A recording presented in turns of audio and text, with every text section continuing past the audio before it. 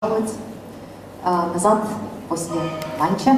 I have the very hard task to keep you awakened. Мне будет трудно вас держать в состоянии бодрствования. After lunch is always difficult, so. Это трудно после ланча. And actually, I have a question. First of all, what would you like to do in this time? Да, и я хотела бы начать с вопроса: чему бы вы хотели посвятить это время? Because I have been given, let's say, the freedom to do what I wanted. Мне предоставили свободу полную в том, что я буду делать на сегодняшний. But I would like to know also what you would like this hour to be together. Вы как видите себе этот час вместе? Что бы вы хотели сделать? Yesterday we spoke about prospective dreams, and I promised that I wanted to link this topic with the topic of what happens with the therapy. Я хотел бы остаться на теме перспективных снов, но я совершенно точно буду стараться всеми силами связывать его с тем вопросом, который я обозначил уже, что происходит между пациентом и аналитиком, когда терапия эффективна, когда во время терапии. Yeah, please, Оксана. Да. Jojo, you're very sensitive to language matters. Еще раз подчеркну, что мы на русской семье. Хотела бы обратить внимание на русское различие между тем, что вы говорите dreams, и это не мечты и сновидения, а мы имеем в виду совершенно разные вещи. You know, you have to differentiate between in Russia. You have to differentiate. This is a language-related issue. No, we have, speaking about dreams, you have about daydreaming and dreaming in the sleep. But in Russian we have different words for this. Мечты, daydreaming, and sleep. You know, you are aware. Вопрос в том, что the question is, эффективная терапия – это когда обсуждение снов. The effective therapy is when the discussion of the dreams заставляет клиента думать, что он делает что-то такое, что заставляет его сны, которые ближе к мечте, сбываться. This is the effective therapy is when the patient sees his dreams come true. И вот получается, как бы про эффективность это или про какие-то Is it ощущения, что это исследовательские сны? Perspective quality? Is it a prophecy that happens in the dream? Are they prophetic dreams? Понятно? Вопрос So понятен? do you see what I mean? I feel two different questions in this question. Он видит здесь два сложных вопроса в вашем одном. The first one was if the therapy is effective when the patient sees his dreams come true.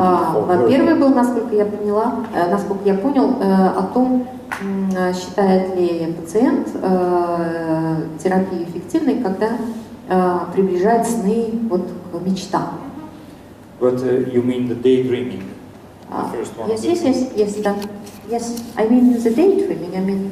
Well, then, if the daydreaming is an ego dream, maybe the therapy has nothing to do with what the ego wants. Если мы примем мечты за эго, за работу эго, то это, возможно, не имеет никакого отношения к терапии. I have many patients that have the feeling that the therapy is not effective.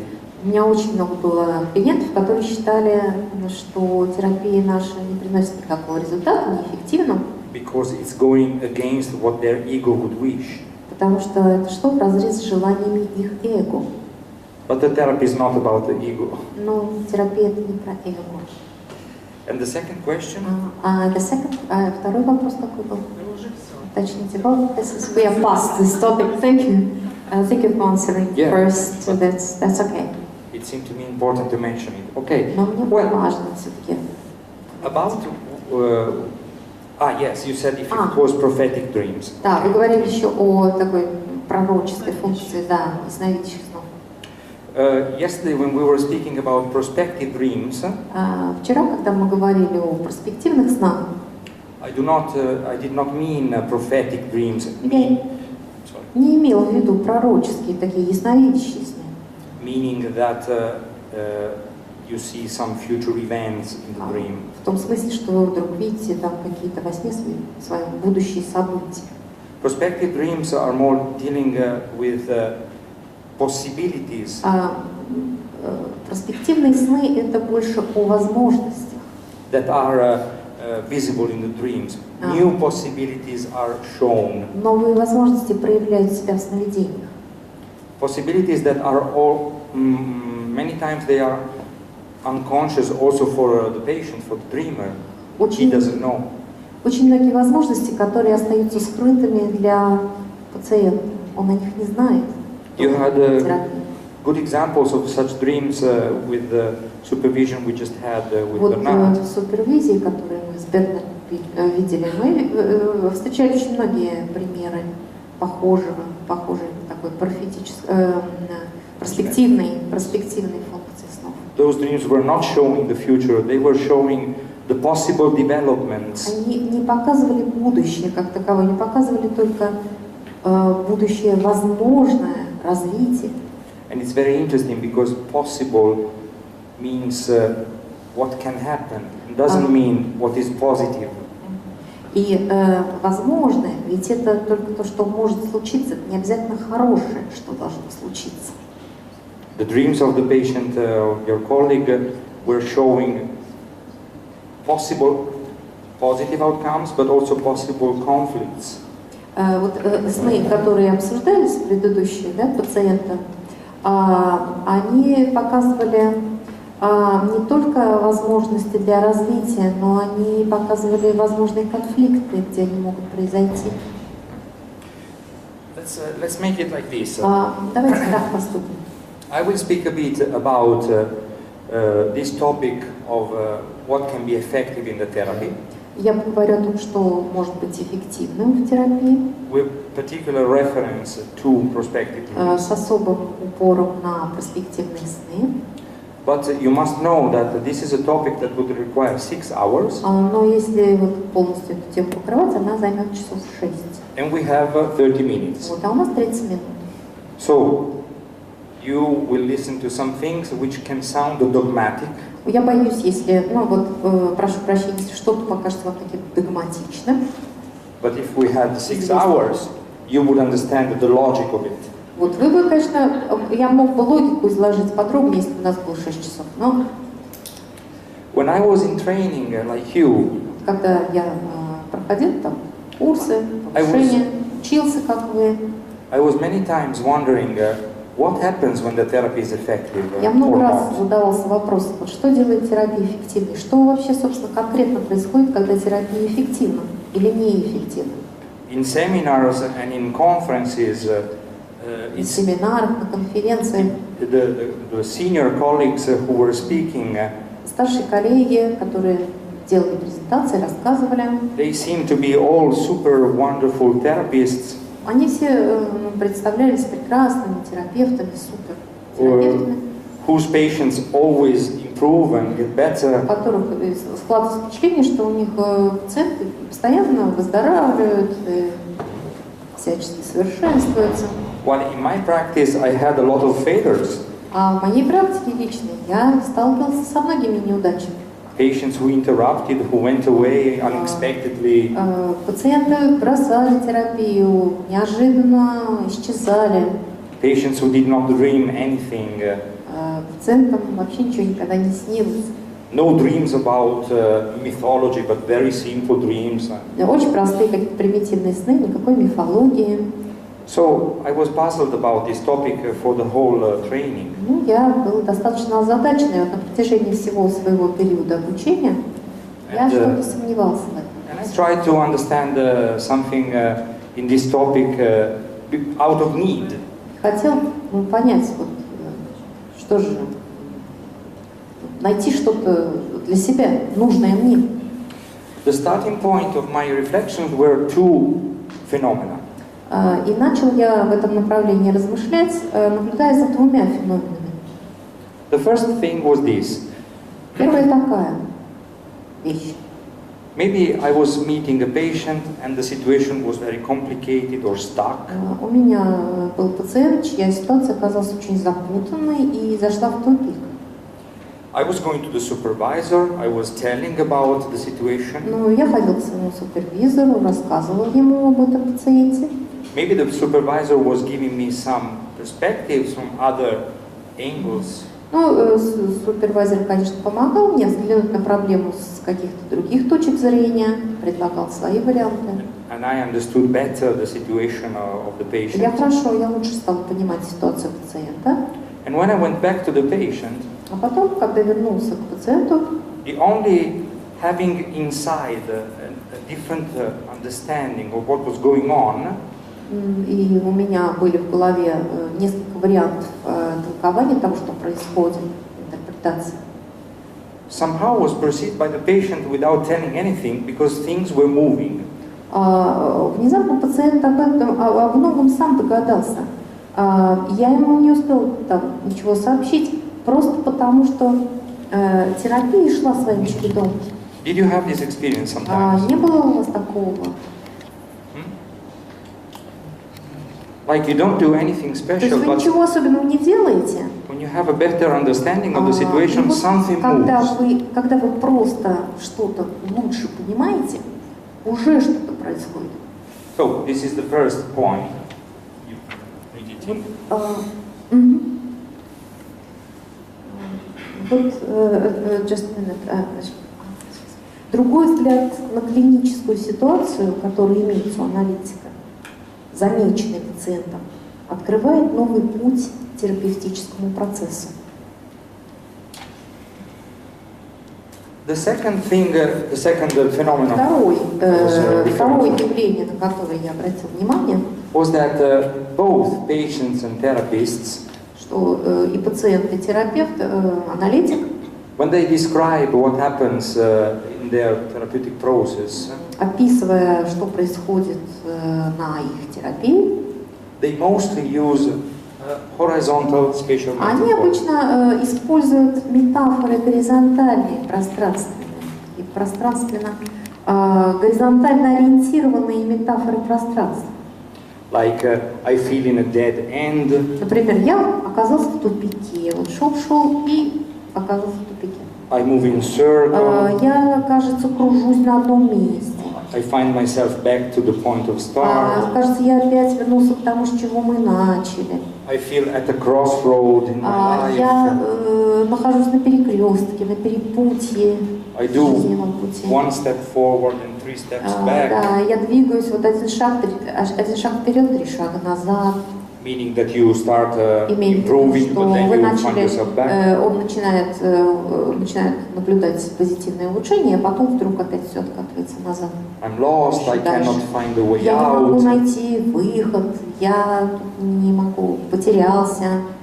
Of course, there are also metaphors of a vertical space movement. Присутствует также в его описаниях и метафоры вертикального характера. Going deeper into the Например, мы unconscious. будем углубились в подсознательное. Or to reach a new level Или, например, of мы understanding. достигли нового уровня, другого уровня понимания, высшего. But believe me, the horizontal spatial metaphor is everywhere. Но поверьте, вот эти метафоры горизонтально ориентированного пространства и больше, они везде. Here there is a summary of these expressions in the middle. Здесь вот вкратце, что тут описывается. We have said already some, I think. Путь или аналитический процесс описывается как процедere. The first one you're reading, okay. Process comes from procedere, also we call the therapy a process, and procedere in Latin means to move forward. Мы называем терапию процедурой. Это вот от латинского procedere — идти вперед. Pro means forward. Вот здесь еще некоторые метафоры, которые горизонтально ориентированы, если можно так сказать, оказаться в тупике, туннеле, в котором нет выхода, на перекрестке, делать шаги вперед или назад, исследовать, гоняться за собственным хвостом, порочный круг, обнаруживать новые пути, проложить курс, вернуться туда, откуда начал. And also when we have a theory, a psychological theory, we have also methods. И мы, говоря о какой-то научной теории, мы туда включаем еще понятие метода. And also method comes from meta hodos. Hodos is way, and meta that goes beyond. И к слову метод тоже своя этимология, которая тоже отсылает нас к пути дороги. То есть мета — это вне, ходос — это от, насколько я знаю, дорога. Да, дорога. So basically, these two questions: why, when the situation is felt differently, it's perceived and something is changed, and why we use spatial metaphors, horizontal spatial metaphors. Почему, когда нам трудно, когда терапия вызывает затруднения, почему мы используем, и вообще говоря о терапии, почему же мы используем метафоры горизонтального пространства? Having in mind these two questions, I started thinking of the labyrinth. И вот когда у меня соединились в голове эти два наблюдения, тогда я стал думать о лабиринте. На ум пришел лабиринт. An image that I was never interested before. Я никогда этим образом раньше не интересовался. And of course, labyrinth immediately evokes the Minotaur, Theseus. Конечно, там глубокие метафорические отсылки у этого слова лабиринта, Тезеи, Минотаврии. But I wanted to go beyond the myth. Но мне хотелось уйти от мифа. And try to concentrate on the image of the labyrinth. What is this symbol about? Мне хотелось сосредоточиться на образе лабиринта. О чем же этот символ? And when I had in mind these questions, I found a book by chance. И вот как раз, когда я об этом интенсивно думал, мне встретилась книга. I was reading another book. I was just reading the list of books published by the same publisher in the end, you know, this. Я просматривал просто список новых публикаций издательства. And the book was, the title was In the Labyrinth. И мне зацепился я взглядом за книгу с заглавием In the да, в лабиринте. And it was by Caroli Chereni, who was cooperating also with Jung. Которая работала совместно с Юнгом. So, together with Chereni, I tried to understand what is the labyrinth about. Как и Chereni, я пытался понять, о чем же это слово лабиринт, какие у него значения могут быть. The labyrinth I refer to is this kind of labyrinth. It's called classical labyrinth. Классический лабиринт, картинка классического лабиринта. Вот я про такой говорю образ визуальный. Here I am dogmatic because there is no time. You have to believe me. This symbol you can find it everywhere and in any age. Документально подтверждать твою точку зрения, потому что везде, ее везде можно найти. Вот. Имея в виду ограниченное время, поверьте, просто поверьте. And we skip all the things about the origin of the name. Мы не будем заниматься сейчас этимологией, нет времени этимологии слова лабиринт, хотя это достаточно интересно. I'm very into etymology, as you understood, but вы we skip. поняли уже, что я этимологией и происхождением слов очень увлечен. There's a lot of dances about labyrinth, but I will not tell you anything about this. Даже танцы You will be посвящены curious. лабиринту. Ну, тоже не будем об этом.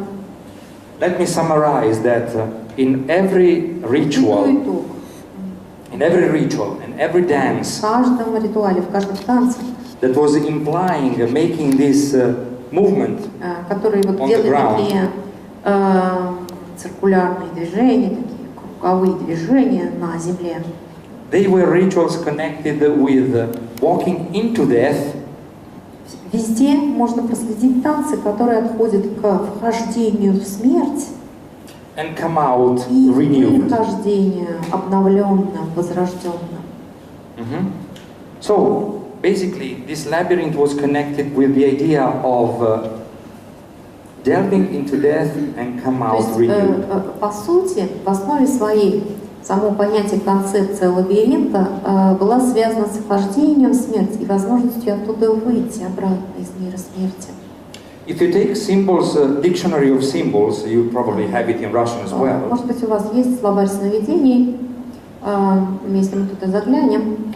If you look for the labyrinth, you will see. Увидите, посмотрите лабиринт и увидите. You will see what are the main features of labyrinth. Там перечисление основных черт лабиринта, характеристик. Usually it's a complicated map. Обычно там такая сложная карта. Difficulties to come out. Сложности нахождения выхода оттуда. And many other elements Многие другие элементы там есть у этого понятия. that are not very much connected with that classical labyrinth, which is actually very simple. И они все мало связаны с тем первоначальным, довольно простым символом лабиринта или образом лабиринта. One feature is very central in every labyrinth. Однако центральной остается следующая характеристика. There is always a way out, which is also the way in. Всегда есть выход. Он, как известно, там же, где вход. Sounds very stupid or very simple, but слишком просто, without this, it's not a labyrinth. Но без этого это не лабиринт. There is always a way out. For this reason, и поэтому we go on. Okay. For this reason, I started making the hypothesis that this symbol. Это дало мне повод выстроить гипотезу, предположить, что этот лабиринт is about possibility. Связан с возможностью. Because even when we are lost in a labyrinth, we think of ourselves. Потерялись или думаем, что потерялись. We know that there is somewhere Мы a знаем, way что out. выход где-то есть. We have to look for it, but we know Нам that there нужно его is. искать, конечно, но мы знаем, что он есть, сама возможность этого есть всегда. So, for this reason, I thought of the labyrinth as a symbol of possibility. Я и думаю о лабиринте как о символе возможности. What does this have to do with the clinical experience? Да, как это связано с клиническим опытом? Jung spoke in the volume 9 of the collected works Юнг в собрании сочинений, том 9, of a special type of archetypes говорит об особом виде архетипов, called archetype of transformation. Которые называют архетипами трансформации. And here there is the definition. Вот здесь у меня определение. They are not personalities, Это не личности, but are typical situations, но типические ситуации, places, места, ways, средства или орудия, and means орудия, да, that symbolize the kind of transformation in question. которые символизируют ту или иную трансформацию. In Jungian theory, archetypes can become personified, maybe in dreams. Знаете, что в теории Юнга архетипы иногда персонализуются, то есть они воплощаются в снах, в образах.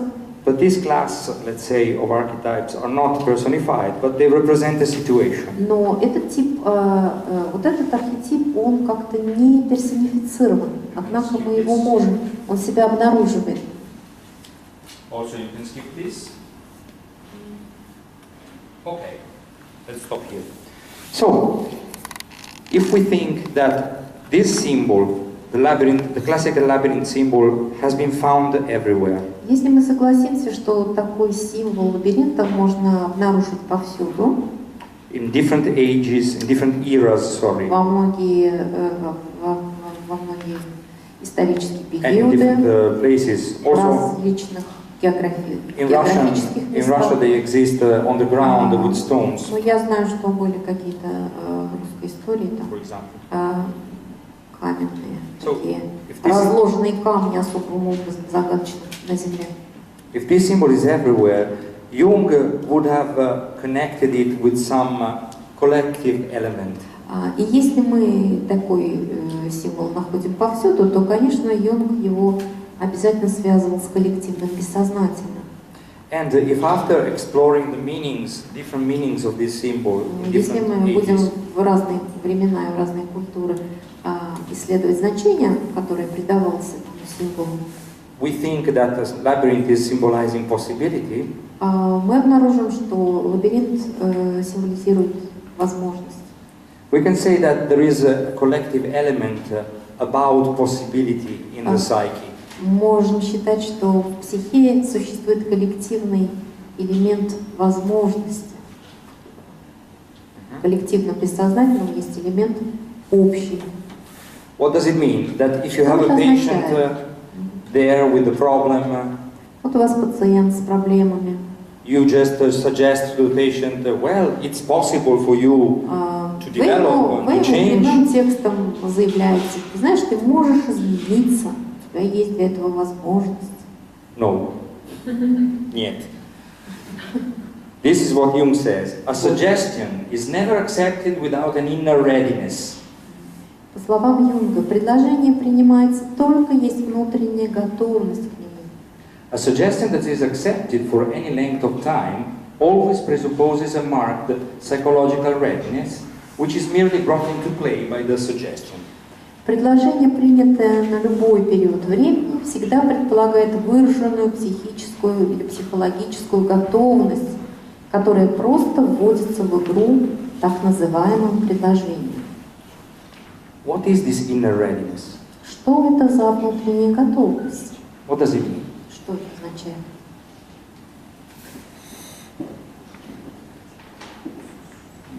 In another point, Jung says, for example, that it has become abundantly clear to me that life can flow forward only along the path of a gradient. В другой работе Юнг говорит, я все более отчетливо понимаю, что жизнь всегда течет вперед только вдоль склона, то есть постепенно, вот по градиенту вниз, она течет только вдоль какой-то покатой поверхности. Again, the То есть metaphor по покатой поверхности. of Опять мы spatial видим, movement. да, опять мы видим тут пространственную метафору такого поступательного движения вперед, она опять горизонтальная, больше, чем вертикальная. So, my hypothesis after all this И вот после всего сказанного, моя гипотеза в том, что condensed, very condensed, очень, конечно, в таком условном, в таком сжатом виде, is that what could represent a therapeutical factor is that the analyst's unconscious perceives and grasps the patient labyrinth and its exit. бессознательное восприятие возможности состоит в том, что терапевтический фактор состоит в том, что бессознательная аналитика воспринимает, что оно понимает о лабиринте пациента и выходе из него. Of course, this is a metaphor. What does it mean? Это, конечно, метафора, что она означает. This is again the same. Let's go forward. So the analyst perceives something dealing with the possibility in the Что-то patient. чувствует в пациенте, что связано с возможностями для него.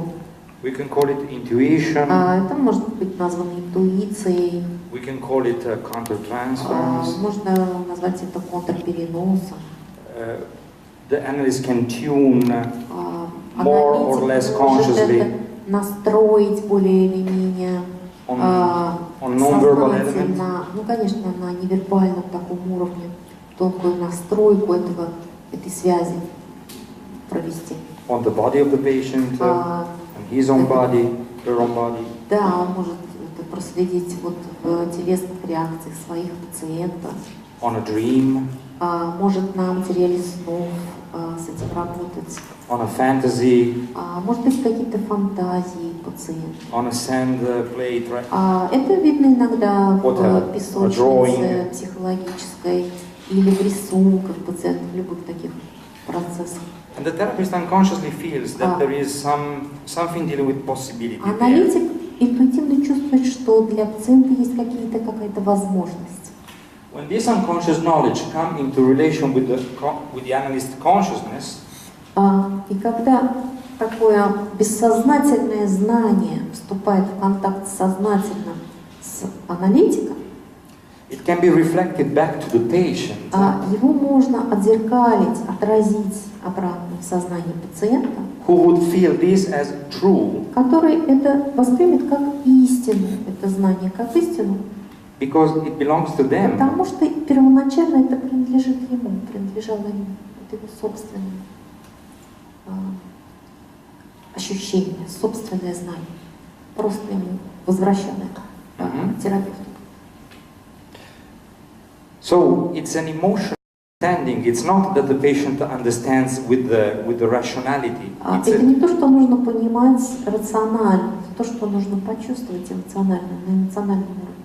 It's something dealing with the emotional effect of this content, the feeling tone. Это эмоциональный аффект, которым насыщен вот этот контакт. We were speaking with Bernard exactly about it. С Бернардом вот за обедом как раз говорили как раз об этом. It's not an intellectual Это understanding абсолютно не интеллектуальное that is понимание. therapeutic, but the patient Оно feels не лечит, а вот пациент должен почувствовать, это то, что чувствует пациент. that this possibility is true for him or her. Он это воспринимает непосредственно, вот эту возможность он воспринимает как реальную, как истинную для него. Because it resonates with something deep in him or her. Потому что это резонирует с тем, что у него уже есть в глубине. So the elements could be these three. A meaningful relationship, Есть три элемента в этом. Значимые отношения. the patient therapy, for example, Ну, therapist. например, аналитик для пациента. Unconscious possibility belonging to the patient. Бессознательные возможности, принадлежащие пациенту, его, It's not что the он не therapist. осознает. Это не то, что на него, ему навязывает аналитик. It's not the therapist trying to put something in the patient. Да, это не то, что он там извне в пациент привносит. It's detecting something that the patient has Это возможность уловить, что пациент сам и так знает, но подсознательно. And when it's mirrored back, Бессознательно. И когда это отзеркалено бывает обратно пациенту, this triggers a may triggers a transformative element. по крайней мере, может запустить вот этот момент преображения, трансформации.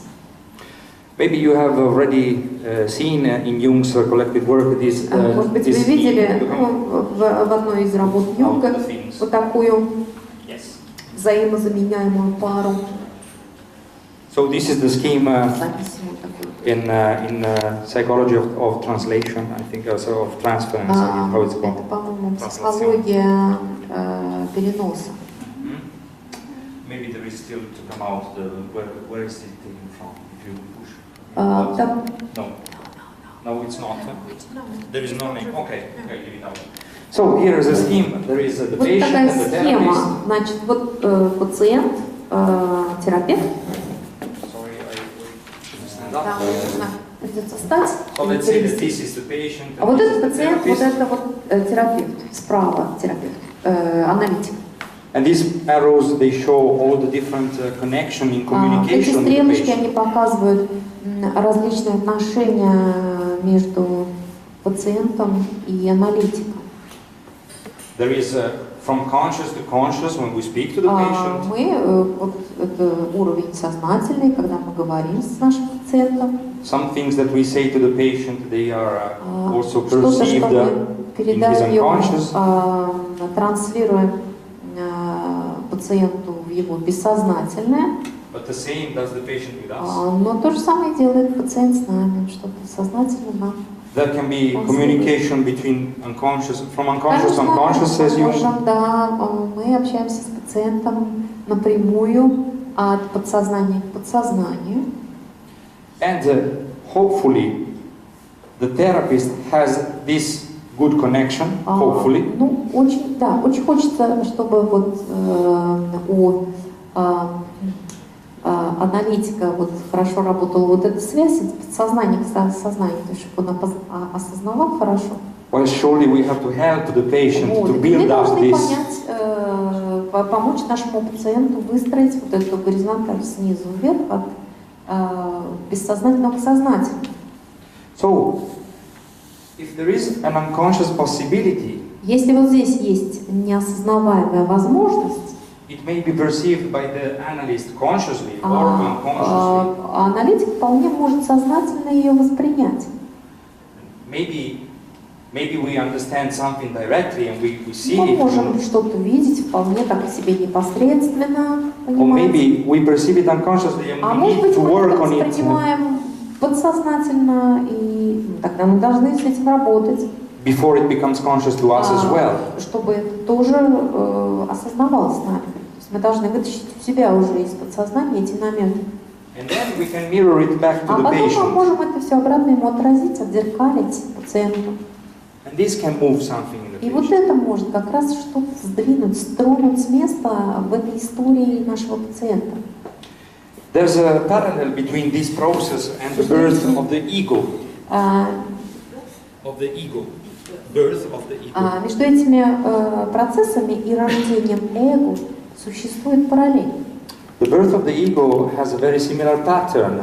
Но у нас эго рождается очень похожим, с похожим паттерном, похожим образом. In Jung theory and post-Jungians, the ego И emerges from the unconscious. постюнгианские теории все из вот этой концепции подсознательного исходят. So it takes a meaningful relationship with the caregivers. It takes a meaningful relationship with the Да, они caregivers. работают с значимыми отношениями с близкими, с тем, кто ухаживает за ребенком. But the potential to develop an ego is already there in the child. Но потенции для развития эго, они уже в ребенке есть. It's not put there by Они parents. не извне насаждаются, закладываются в ребенка, скажем, родители. The meaningful relationship with the parent is Значимое отношение привязанности к родителям, связь с родителями, is a way for this potential to become contained. Это тот способ, чтобы вот это содержание воплотилось, And mirrored back to the child. И чтобы оно, родители, чтобы его ребенку вернули, лишь вернули. Like Verena Kast was speaking about right to exist. Как Верена Каст говорила о праве на существование. She speaks about the parent who gives the right to exist to Она the говорит patient, о том, о to the родителях, child. которые дают ребенку право на существование. Meaning that the parent tells, yes, you can exist. Имея в виду, что родители как бы говорят ребенку, да, ты можешь существовать, у тебя есть такое право. But the child exists already. Но ведь ребенок уже существует. It's only mirroring back this potential. Это ведь только отзеркаливание вот этого потенциала. It's not giving the existence to the child. То, The child already чем exists. родители его наделяют. Ребенок уже существует, у него это уже есть изначально. So the dreams of the previous supervision, for example, Вот примеры снов из предыдущей супервизии. Both the first one we spoke about and the second, И второй, который был приведен. they were showing situations where there was a potential. Они показывали, и тот, и другой показывали ситуации, где был потенциал развития. It was possible. There were two words, two parallel words. Были два параллельных мира. In the beginning, it was possible to be connected only in one way. И сначала вот эта связь была односторонней между этими мирами. But then there was also the possibility to be Потом in mutual нашлась connection. возможность такого зеркального отражения в обратном направлении, связи в обратном направлении. This second dream where there was this child as a tree. Когда во втором сне, когда ребенок был одновременно ребенком и деревом, Somebody was saying that it was a very good symbol of roots. кто-то сказал, что тут очень красиво прослеживается такой символ корни and potential to и develop крона, branches. то есть потенциал развития верхней части дерева, роста вот этой кроны от корней. So the therapist can mirror this potential to the patient. И аналитик может на самом деле отзеркалить вот это внутренний скрытый потенциал и обратно клиенту, как мы вот это и делали. And this can constellate a transformative effect. Это может нам запустить вот этот трансформирующий, преображающий момент. Which of course needs time, like Bernard was Конечно, saying. это требует времени, как говорил Бернардо. So this was a good example of what is a prospective dream. Вот эти сны, они на самом деле представляли очень хороший пример, что такое перспективные сны. It shows possibilities, but here we Потому have что они показывают возможности. yeah, here there is the definition of the Renacast, but maybe we can skip this again. Right to exist again. Perception of possibility to exist. There is nothing else. There should be a last one. What is it? What do you? The last bit. Repeat the last. I guess. You can go on. Let's see. Yeah, this. You can make appear all the rest. No, the last picture. Last picture, but still press because there are some words that come out. Yes. Okay. Stop at this. When we speak about possibilities, we have to keep in mind this important part. Говоря о возможностях, всегда нужно иметь в виду вот это нечто важное. We live in a time where possible seems to correspond to certain. Мы живем во времена, которые, кажется, путают возможное с тем, что должно случиться обязательно. We live in a time dominated by omnipotence. Мы живем во время, которое отдает предпочтение всемогуществу. And no limits mentality. И ментальности no limit. You can see it in отсутствие ограниченности. You can see it in every aspect of our contemporary world. Везде, во всем, во всех чертах современной жизни мы это можем увидеть. Economics is based on infinite growth. Экономика, например, основана на идее бесконечного роста. Limits like death, old age are repressed. Которые накладывает смерть или пожилой возраст, они отбрасываются, игнорируются. Medical doctors still some 50-60 years ago. Врачи, например, вот каких-нибудь 50-60 лет назад, they had experienced that health for patients, it was to cope with your diseases. Они говорили, что здоровье пациента должно справляться с его возрастными и другими заболеваниями. Now, the medical doctors say that patients demand the absence of disease. Они сейчас требуют от пациентов отсутствия абсолютного здоровья, они требуют отсутствия болезней. So now health is no disease. Сейчас здоровье означает отсутствие всех болезней. Old age can be limited very much with преклонный возраст surgery. Может быть весьма ограничен в том, что касается необходимости операций. We can dress very young at any Мы можем, age. конечно, одеваться как-то помочь себе хирургически, можем одеваться как молодые всю жизнь без учета. So this no limits mentality is everywhere, also in psychology. Отсутствие каких-то ограничений, ее везде видно, и в психологии в том числе. My books don't sell anything. Вот в моей книге в этом не говорится. But books like 10 Steps to be Happy, they sell very much. Но вот, да, моя книга не очень продается, а вот зато такие книги как 10 шагов к успеху, как стать счастливым, богатым за 10 шагов, пожалуйста, они расходятся как пирожки. No limits. Everybody can be happy. Все могут быть счастливы, абсолютно каждый может быть счастливым. Just Никаких ограничений нет. Вот только следуйте вот этим 10 шагам, мы вас научим. Then you're not happy, it's your fault. You haven't followed the 10 Если ты steps. несчастен, твоя беда, сам виноват. And this is very much visible in advertisement, for example, А уж in знаете, как reklama. это видно? In reklama. Every reklama has the same slogan, basically. Везде слоганы, в каждом рекламном ролике. You can. Ты можешь.